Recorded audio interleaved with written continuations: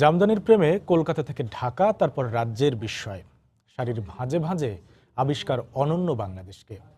পহেলা বৈশাখ উপলক্ষে শুধু দেশীয় ক্রেতা নয়, ঢাকার শাড়ি নজর কাড়ছে বিদেশিদেরও। জুবায়ের ফয়সালের রিপোর্ট।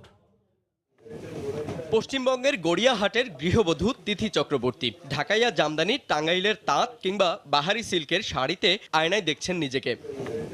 না, কলকাতার কোনো শপিং মল নয়, এর দৃশ্য ঢাকার বেইলি রোডের। বৈশাখী উৎসবকে বাঙালি আনায় রাঙাতে প্রথমবার বাংলাদেশে এসেই প্রেমে পড়ে গেলেন বাংলাদেশি শাড়ির। আমার বাংলাদেশেই প্রথম আমার আসা।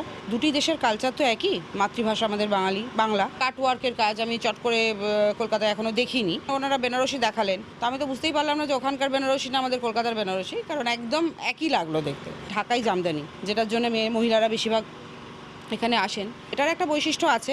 হ্যান্ডলুমের যে শাড়িগুলো এত নিখুঁত দক্ষতার সঙ্গে বানানো হয়, খুব সুন্দর। বাংলাদেশে যেভাবে বৈশাখী সেলিব্রেশন করা হয়, কলকাতাতেও করা হয় না। গেল বছরে বৈশাখী উৎসব উদযাপনে দেশে লেগেছে রুচি বদলের হাওয়া। দাম একটু বেশি হলেও শুধু বৈশাখ কেন্দ্রিক নয়, শাড়ি কেনার ক্ষেত্রে অন্য উপলক্ষকেও সমান গুরুত্ব দিচ্ছেন ক্রেতারা।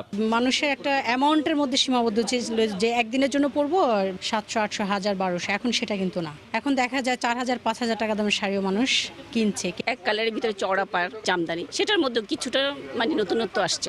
এবছর নতুন ধাঁচের কারুকাজ আর উন্নত মানের ফেব্রিক্সে বাড়তি নজর দিয়েছেন কারিগররা। তবে প্রায় একই সময়ে বৈশাখী উৎসব আর রমজান আসায় দুই পর্বের বিক্রি কিছুটা কমে আসবে বলেই মনে করছেন বিক্রেতারা।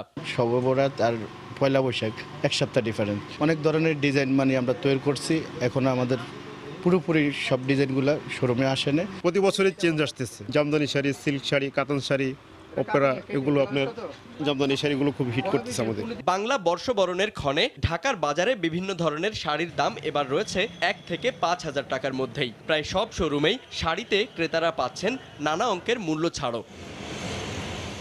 জুবায়ের ফয়সাল, সময় সংবাদ, ঢাকা।